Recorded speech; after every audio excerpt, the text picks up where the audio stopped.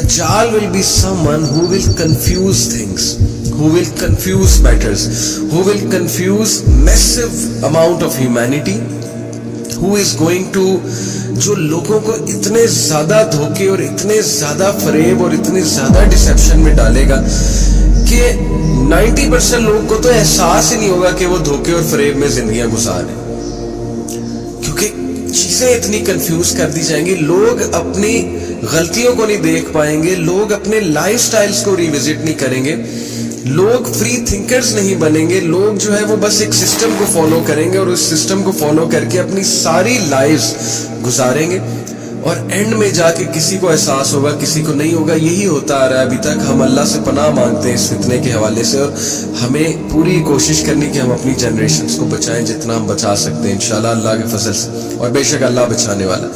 सो जो एक्सप्रेशन मैंने बताया ना, तो इससे साबित ही होता है कि दज्जाल will be someone who will deliberately confuse matters, who will appear as someone who,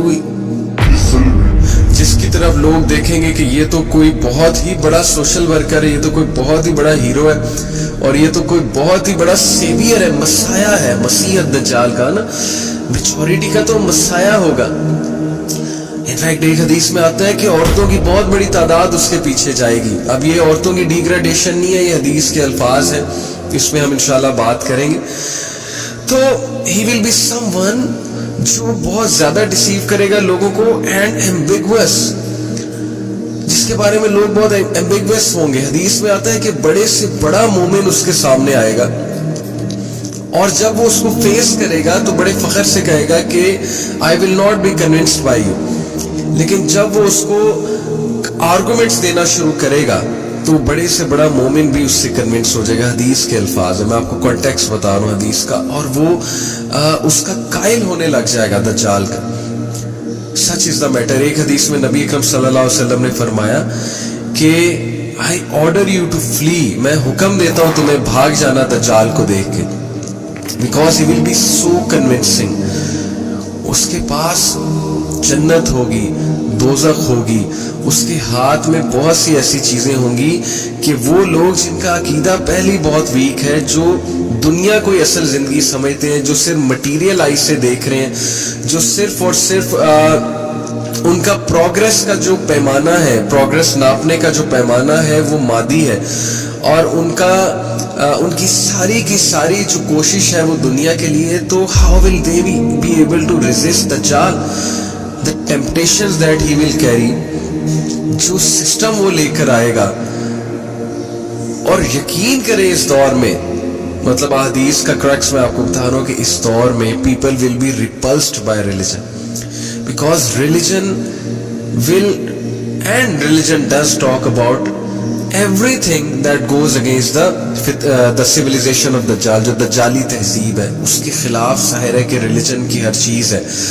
तो वो लोग जो इस तहजीब को दिल से कबूल कर चुके हैं, जो इसके कायल हो चुके हैं दिल से, तो वो जाहिर है कि दूर दूर तक उन्हें रिलीजन नहीं नजर आएगा एज द सोल्यूशन, दूर दूर तक उन्हें रिलीजन नहीं नजर आएगा as the way of life.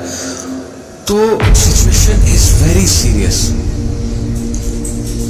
अभी मैं आपको हदीस से गो थ्रू कराऊंगा, आपको पता लगता जाएगा कि वाकई कहीं अल्लाह माफ करे हम में से तो बहुत से लोग फितना दज्जाल के शिकार नहीं, कहीं मुसलमान होते हुए भी हम दज्जाल के जंगल में तो नहीं आ रहे, उसके फरेब में तो नहीं आ रहे, डिसेप्शन में तो नहीं पड़े हुए. So we have to ask ourselves such thing. कुछ और भी उसमें आपको बताता हूँ. द दज्जाल इज कॉल्ड मसीह because of his eyes. One of his eyes is mamsu, which literally means white, smooth, abraded. That is, he will be blind or defective in one eye. एक भी ये कि दज्जाल को मसीह इसलिए कहा जाता है क्योंकि उसकी एक आंख ममसू होगी. और it was said that it is because he will survey or travel throughout the earth yamsa in 40 days. एक व्यू ये है कि वो 40 दिन रहेगा ना, एक हदीस के मुताबिक है, 1 day like a year, 1 day like a month, 1 day like a week, and the rest of the days like जो तुम्हारे दिन है. तो यमसा 40 दिन वो रहेगा दुनिया में, 40 दिन वो ट्रैवल करेगा दुनिया में, और उसकी ट्रैवल करने की स्पीड बहुत ज्यादा होगी. मे बी टेलीपोर्टेशन की टेक्नोलॉजी होगी उसके पास, वल्लाहु आलम. तो एक व्यू ये है कि मसीह इसलिए कहा जाता है यमसा की वजह से.